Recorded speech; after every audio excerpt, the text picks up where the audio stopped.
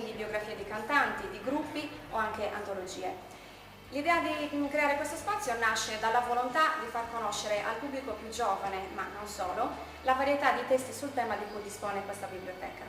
Ognuno di noi ha nel cuore una canzone o ama uno stile più di un altro. Lo scopo di Music Book 780 è quello di farvi approfondire ciò che già vi piace, oppure di farvi curiosare in ciò che ancora non conoscete. Nel corso di queste 6 puntate parleremo di generi musicali e periodi diversi.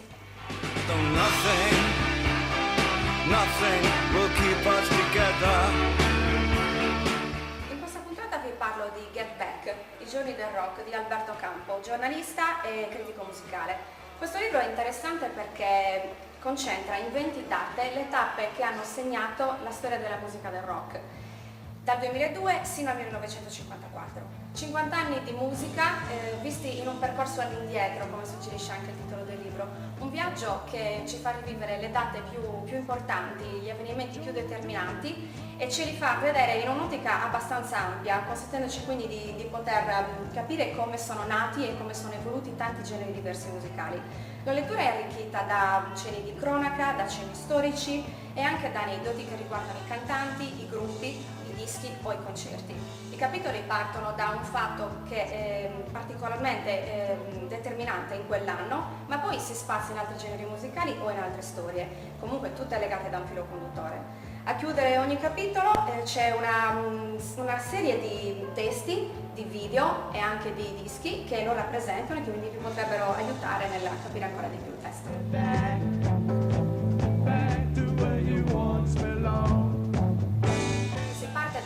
Di Eminem e si continua col raduno chiamato Love Parade che si tenne nel 1999 a Berlino, raduno di musica techno.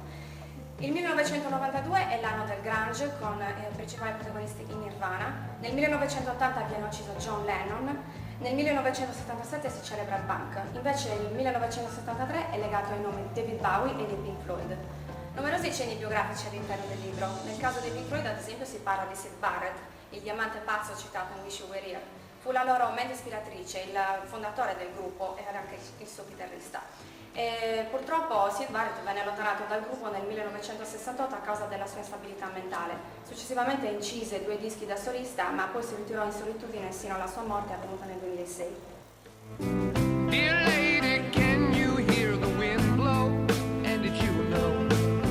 Tantissimi nomi presenti nel volume, Led Zeppelin, Beatles, Rolling Stones, Jimi Hendrix, Grateful Dead, Janis Joplin. Solo per citarne alcuni ovviamente, perché i nomi sono infiniti. Il libro termina con Elvis Presley e con la consacrazione del rock and roll, quel rock and roll, come dice lo stesso autore, lo stesso Campo, che venne rubato ai neri dai bianchi. Una lettura comunque che vi consiglio a tutti quelli che vogliono avere un'infarinatura del panorama della musica rock. Nella prossima puntata vi parlerò di Jim Morrison.